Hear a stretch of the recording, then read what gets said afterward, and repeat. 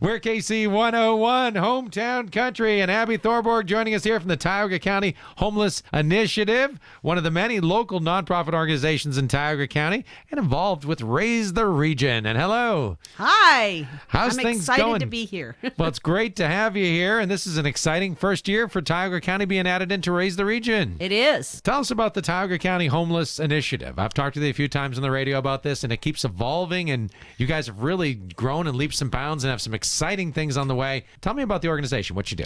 Well, what we do is we help people who are homeless, give them a place to stay and some food in their stomach to get them back on their feet. We do help them with looking for housing and jobs and whatever other services they might need, such as drug and alcohol, veteran services, whatever they come with us as a barrier to them keeping housing, we try to help. How large is the shelter, and how full is it usually? Right now, we are in a 100-year-old house. Actually, it's over 100 years old, and we are allowed 16 people in there. Right now, we got one bed left. We've stayed pretty full. Even if we get down to like 6 people in the shelter, it's only for a day or two, and we're right back full. Do you have to turn people away ever? I do. On almost a monthly basis. Sometimes it's 3 or 4 people a day. What do you do in a situation like that? Do you have emergency other places that they can stay, or just try to help any way that you possibly can? There's only what you can do. Any other way I can. At this time, I really don't have any other resources. I'll give you an example. I had a gentleman that was coming out of jail. I didn't have a place. He was probably out of jail 2 or 3 days, maybe a week. And he called. He said, "Do you have a bed yet?" And I said, "I do." And somebody called every day before he got out of jail, and I didn't have a bed. And I said, "Yes, I have a bed." So he is now at the shelter.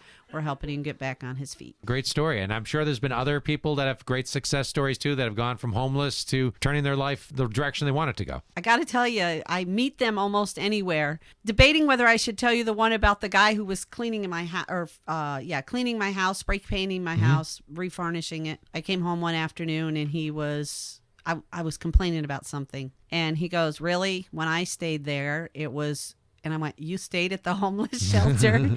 So I see him anywhere. Lowe's the other day. I went to Lowe's, and the kid came up and he said, "Hi, Abby, how you doing?" And I'm like, "Do I know you?" And he took his mask off, and I'm like, "Oh, Chad." Yeah. So, it's like, anywhere I run into him.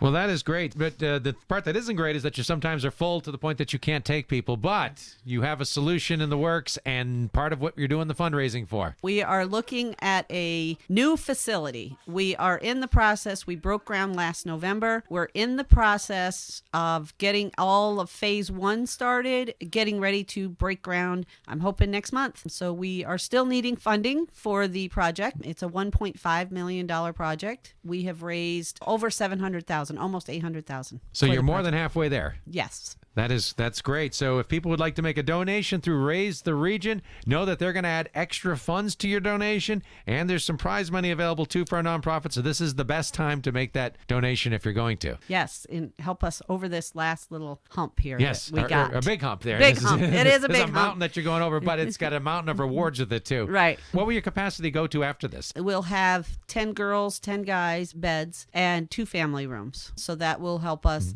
to be able to house probably more lower people. your heating bills too. I'm guessing the old farmhouse you're in. I've been in there. It's definitely got a few drafts. It's got a few drafts. No matter what we do to try to close up those drafts, we've got electric and heat will be lowered. It also will be handicap friendly. We'll be able to not have to worry about somebody taking a bath in the bathroom, because we don't have that handicap. And the current shelter, is there other things? Well, there's a couple of things. The electric. This morning I was trying to watch cameras and turn a computer on, and we had a little heater on, and it tripped the breaker. So maybe that was a little overload, but it's cold in my office today. The other thing is more space. We'll have space for people to meet with their... So it's a dream come true to help out our community, and you do this because you love helping people. I know that about you, Abby. I do love helping people. I also have to say... It's God. Kevin did say we were growing by leaps and bounds. We've only been in existence for 11 years, and we never thought that we would be this far owning the property and building a new building in 10 years. And you got this far. If you didn't have the donations you had along the way and the volunteers, you wouldn't probably even be here today. So I would not. if you're thinking about donating, or if you'd like to volunteer, I assume you need some volunteers. They can be in Always. touch. But if you're thinking about donating, I can assure you that your money will make a difference in this situation and with any of these nonprofits. Thank you. All right, Yes. thank you, Abby Thorborg, joining us from Tioga County Homeless Initiative. The shelter. I don't think did we mention the shelters in Whitneyville area? We should. We did It's right not. in the center of Tioga County, so it's as central as we can be. If we made an X in Tioga County, Mm-hmm. we would be almost dead center. We are just off Route 6, so we get the bus going from Mm-hmm. Wellsboro to Mansfield. We work with the bus company. They work with us, and we give tokens. We buy the tokens so that people can get to their appointments, their Mm-hmm. Yep. everything. So someone made a donation that could help you to buy those tokens, for example, Yep. even. So you can help some people to enable to better themselves. That's what Absolutely. it's all about. We're KC101. If you want to find more information, you can go to raisetheregion.org, or you can go to our website. We have a link to each of the local nonprofits on our website. Just click on the Raise the Region little tab that you'll see on KC101FM.com, and it's going on through Thursday at midnight. So go. And on the Raise the Region, if you go there, you'll see our new facility, what we have designed to. We've got that on there. Great. That's on there. Yep. And All it'll right. be right in the same spot. We're not moving.